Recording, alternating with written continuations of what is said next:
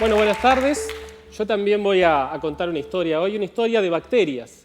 Y me pareció una buena idea empezar una historia de bacterias presentando a los protagonistas, así que le traje una foto de una bacteria. Aquí está. Esta es una bacteria. Es verdad que esta es la imagen que tenemos de pequeños de las bacterias, ¿verdad? Como seres malignos, transmisores de enfermedades, de suciedad, y es por ello que debemos defendernos de ellas. Para eso tenemos en nuestra casa jabones antibacterianos, desinfectantes que matan gérmenes, hipocloritos, todo esto porque las bacterias transmiten enfermedades. Y es cierto, es en gran medida cierto, una pequeña minoría de las bacterias transmiten enfermedades. Sin embargo, lo que yo quiero contarles hoy es la otra cara de las bacterias, mostrarles que tenemos mucho para aprender de ellas y hay mucho en lo que nos pueden beneficiar. Para tener una idea del verdadero tamaño de una bacteria, pensemos en una alfiler. Imaginemos que tenemos un microscopio muy potente con el que podemos ver la punta del alfiler. Veríamos algo así.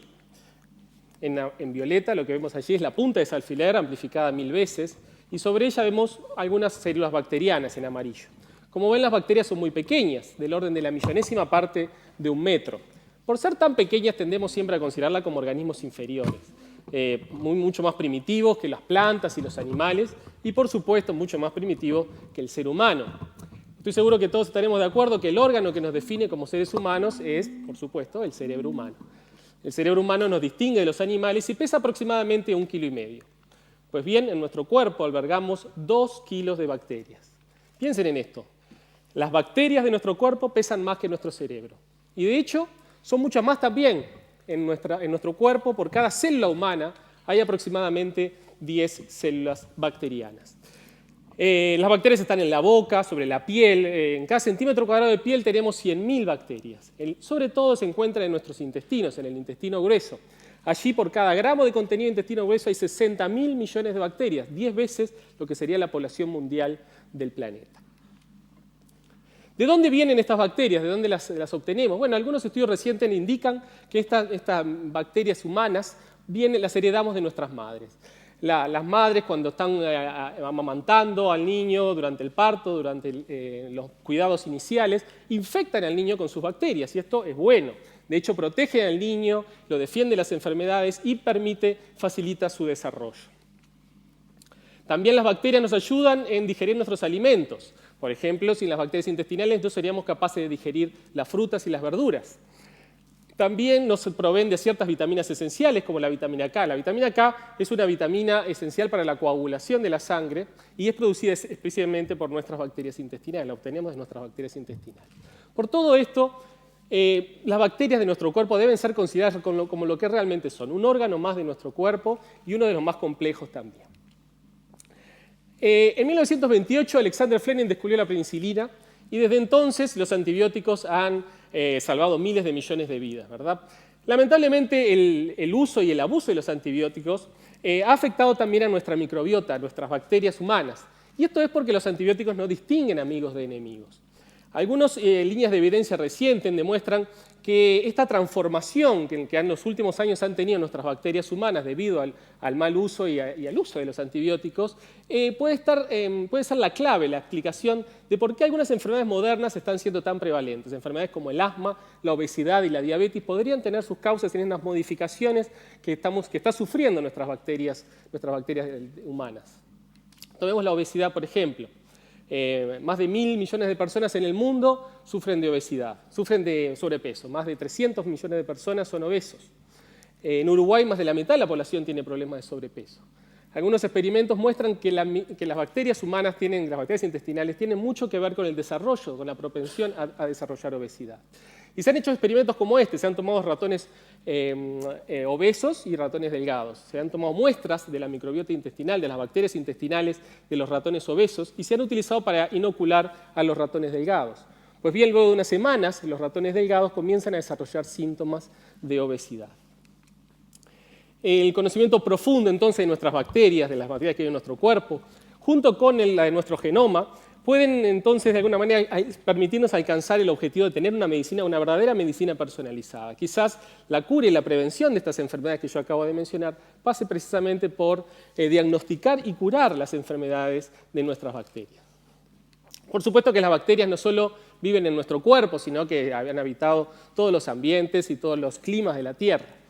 desde los más húmedos a los más secos, desde los más cálidos a los más fríos. Y precisamente, hablando de fríos, esta es una foto de la isla Rey Jorge, en la Antártida, donde está la base uruguaya General Artigas. Hasta allí se ha trasladado un equipo de investigadores del Instituto Clemente Estable, del Laboratorio de Microbiología Molecular, para estudiar precisamente las bacterias que viven en esos suelos, en esos fríos suelos antárticos. Aquí en la Antártida las bacterias se organizan como comunidades complejas que se llaman matas, como esta que estamos viendo aquí en la fotografía. Estas matas, por supuesto, pueden resistir temperaturas muy bajas, por debajo de 0 grados, por supuesto. Quizá tendríamos que pensar 2 veces cuando creemos que los alimentos están a salvo en nuestras heladeras, ¿verdad? Desde los fríos de la Antártica, los calores del Parque Yellowstone. Aquí lo que vemos en la foto es una fuente hidrotermal del Parque Yellowstone en Estados Unidos. Y los calores particulares que se ven allí son justamente dados por las bacterias que viven en estas aguas. Y estas aguas son particularmente ácidas, tienen un nivel de acidez muy alto y también alta temperatura, pueden llegar a 80 grados. Si 80 grados no es suficiente para ustedes, bueno, pensemos en el agua hirviendo. En el agua en ebullición hay bacterias que también pueden vivir en estas temperaturas. Y de hecho, el récord mundial lo tiene Pyrolobus fumari, allí con 113 grados de temperatura óptima. Y esta es la temperatura óptima de crecimiento, es decir, es la temperatura a la que Pyrolobus se encuentra más a gusto y crece mejor. Las bacterias que viven en estos extremos de frío, calor, acidez, se conocen como extremófilos. Esto es porque quiere decir que gustan de los lugares extremos. Y si de lugares extremos se trata, seguramente para nosotros nada más extremo que el fondo del mar. En el fondo del mar es un lugar frío, un lugar oscuro, un lugar que no hay oxígeno y un lugar donde se experimentan presiones altísimas. Pues bien, en esas condiciones tan inhóspitas para el ser humano, viven el 75% de las bacterias del mundo. Es decir, la enorme mayoría de las bacterias no están aquí en la superficie, sino que viven en el fondo del mar. Y no solamente en los sedimentos superficiales, sino que viven enterradas hasta 3 kilómetros bajo tierra. Hasta 3 kilómetros por debajo del fondo del mar podemos encontrar bacterias. Por supuesto, conocemos prácticamente nada de los organismos que viven allí. Y toda esta comunidad tan rica, y que de hecho que conforma la mayor parte de las bacterias del planeta, se conoce como biosfera marina profunda. De hecho, la biosfera marina profunda no depende de los procesos de la superficie para vivir. Obtiene su energía de los procesos geoquímicos del interior del planeta, del centro de la Tierra. Y se especula que si ocurriera un cataclismo que obliterara la vida sobre la superficie de la Tierra, las bacterias de la biosfera marina profunda seguirían viviendo tranquilamente como si nada hubiera ocurrido. De hecho, es interesante esto porque encontramos al fin organismos, seres vivos, a los que no podemos hacerles daño. Bueno, espero haberlos convencido hasta aquí que la diversidad de la vida microbiana en el planeta es muy vasta. La ciencia ha descrito aproximadamente hasta la fecha unas 15.000 especies bacterianas distintas. Quizás alguna más porque los criterios que se utilizan para clasificar especies en microbiología son un poco laxos. Si usáramos esos mismos criterios para clasificar la vida animal, el hombre, el chimpancé y el orangután perteneceríamos todos a la misma especie. O sea que quizás hay un poquito más de 15.000 especies conocidas, pero estas especies hemos obtenido muchos beneficios distintos. Por ejemplo, hemos utilizado bacterias para preparar nuestros alimentos, típico caso, el caso del yogur, del lactobacillus. Las hemos utilizado para producir medicamentos, las hemos utilizado como fertilizantes, las hemos utilizado para producir vacunas en diversos procesos industriales y algo que viene muy bien hoy, las hemos utilizado para también limpiar nuestros propios desastres ambientales, nuestros propios problemas ambientales, como por ejemplo el derrame de petróleo que hoy es noticia en el Golfo de México. Hemos obtenido realmente muchos beneficios de 15.000 especies.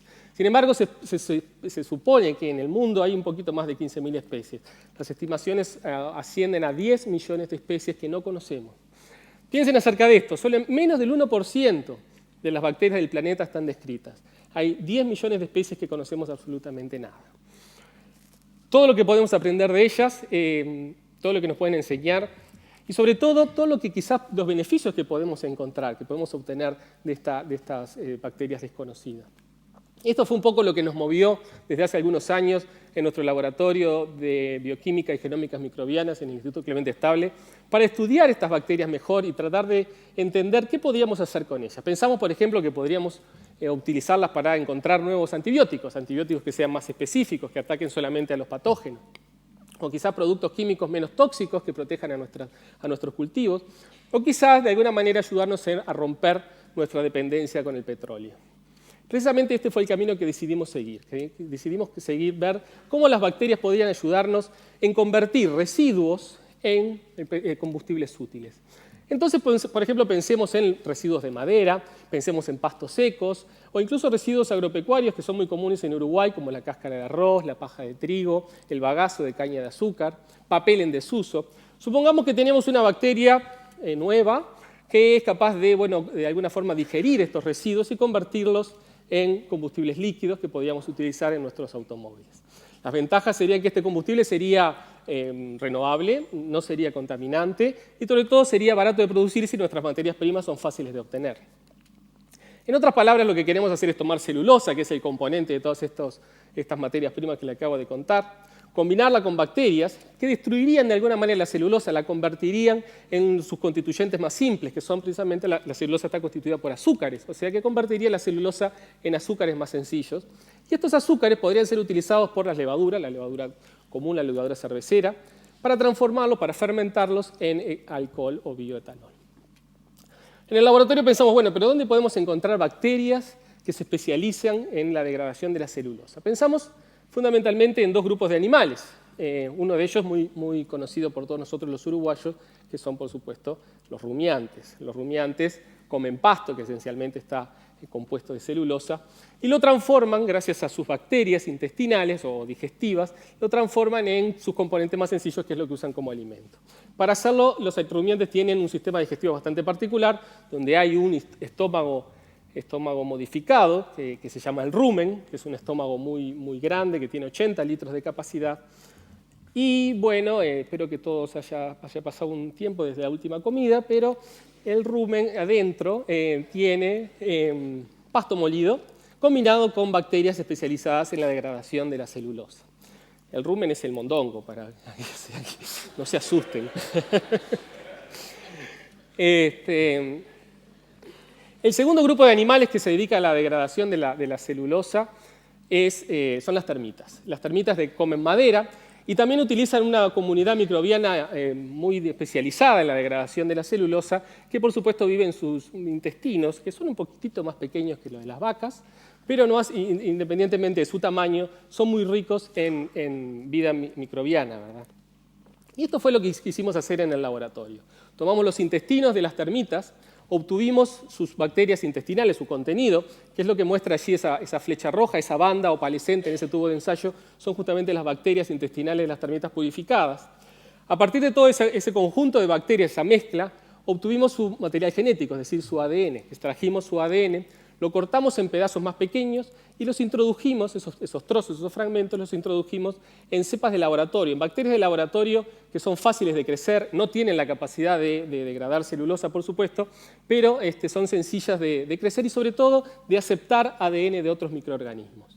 Lo que obtuvimos fue una colección de colonias bacterianas, que son esos puntos que aparecen allí en esa placa de Petri. Cada una de esas colonias, cada uno de esos puntos ha adquirido un fragmento de ADN originario de las bacterias intestinales de las termitas.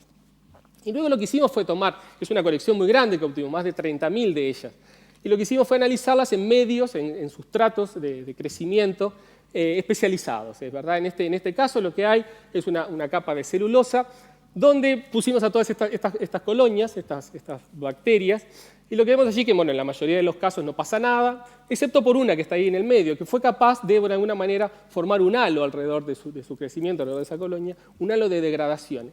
Esa colonia en particular adquirió un fragmento de ADN originario de las bacterias intestinales en las termitas que le permitió degradar la celulosa. Y esto es justamente lo que nosotros queremos. Aquí tenemos otro ejemplo. Aquí en esta placa lo que hay es celulosa, que contiene celulosa como único alimento, y de la mitad izquierda lo que hicimos fue sembrar nuestra cepa de laboratorio, que como yo les decía es incapaz de degradar la celulosa, por lo tanto no creció, no se ve nada allí.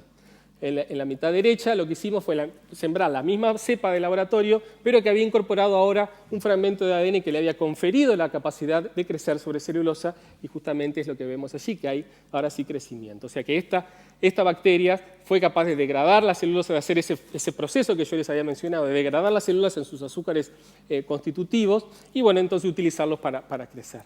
Nosotros tenemos en la actualidad una colección de estas bacterias capaces de degradar celulosa, que estamos estudiando justamente para poderlas aplicar en una escala industrial para precisamente transformar la celulosa originaria de estos residuos que yo les había comentado al principio, estas materias primas, en combustibles útiles. Y bueno, quería también compartir con ustedes un poco el trabajo del laboratorio, ¿verdad? Aquí lo que vemos es a la licenciada Vanessa Marelle, muy entusiasmada, buscando termitas con una pinza de ceja. Se le escapan. Lo que vemos allí son precisamente troncos en decaimiento, que es donde viven estos insectos. Y bueno, de ahí es donde los obtenemos. Luego las llevamos al laboratorio y lo que hacemos, aquí vemos a Daniela Senatore y a Uriel Cusiol, trabajando justamente con las termitas. Lo que hacemos es extraerle ese intestino. Aquí también vemos de vuelta a Vanessa y a Cecilia Rodríguez en este trabajo. Quería contarles que vieran un poquito la gente que ha colaborado en este trabajo. En resumen de esta charla de hoy, bueno, las bacterias son la forma de vida más antigua, más diseminada y abundante del planeta. Forman parte de nuestro cuerpo una relación 10:1. Solo conocemos una ínfima proporción de ella y desde hace millones de años quizás alberguen las soluciones, las respuestas para muchos de nuestros problemas del siglo XXI. Para terminar, simplemente agradecer a mi colega, la doctora Elena Fabiana, con quien hemos iniciado juntos este trabajo, estos proyectos, a la ingeniera Betiana Bouza, del frigorífico y matadero Carrasco, Pando, que fue la que nos ha provisto del rumen que ustedes vieron. A todo el Instituto Clemente Estable y a su gente, y en particular a los organismos que nos apoyan, que apoyan nuestro trabajo, el INIA, el PDT, la ANI, los Institutos de Salud de Estados Unidos y el PDCIVA. Y a todos ustedes, muchas gracias por su atención.